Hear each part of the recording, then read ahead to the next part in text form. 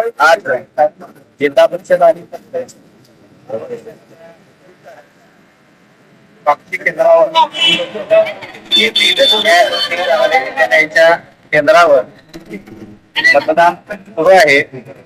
आज कागल तालुक्यामध्ये सकाळी 9:30 वाजेपर्यंत 12.29% मतदान झाले असून कापशी जिल्हा परिषद मतदारसंघाचे एकूणच मतदानासाठी चुरस दिसून येते. यामध्ये महिलांच्या रांगा लागलेल्या आहेत.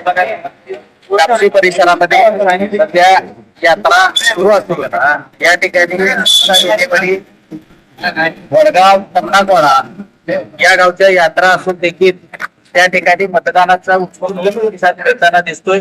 त्याचबरोबर कापशी येथे न्यायमूर्ती रणजित विद्यालयाच्या मतदान केंद्रावर महिलांच्या रांगा लागलेल्या आहेत.